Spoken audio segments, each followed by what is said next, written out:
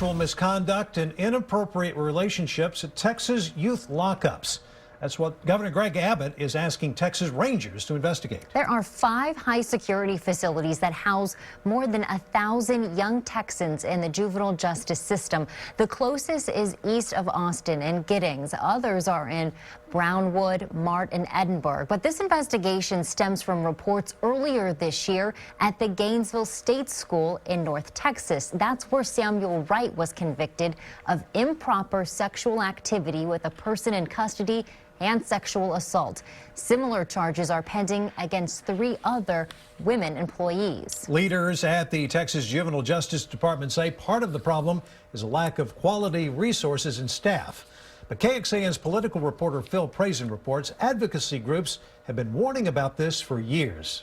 The Texas Rangers will soon investigate how many Texans have been sexually abused in state juvenile lockups. This is really an important first step in making sure that kids are safe in those facilities.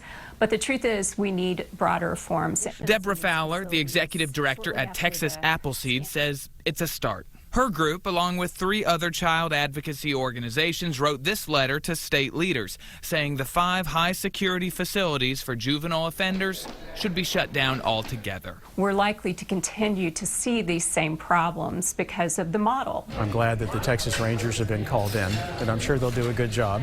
Speaking in Austin today, outgoing House Speaker Joe Strauss says since Governor Abbott is in charge of the secure facilities, this is the right move. Those stories and those reports that we hear should never happen, ever. But unfortunately, when they do, it's the responsibility of the executive branch to fix it. As for the next steps, that will depend on what the Texas Rangers find inside the lockups. Phil Prazen, KXAN News. Last week, 2 more guards at the Gainesville facility were indicted on misdemeanor charges of official oppression. Investigators say 1 hit a juvenile in the face and say 1 put her hands around a juvenile's throat and pushed him into a cabinet. Some context for you now. Those concerns have surfaced before. 10 years ago in West Texas, a sex scandal in the facilities led lawmakers to close 10 of them. There were 15 now and back then, but now there are 5.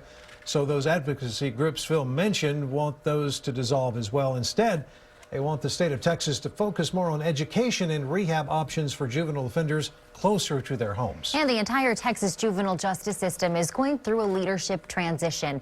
David Riley announced his retirement in October and is leaving in January.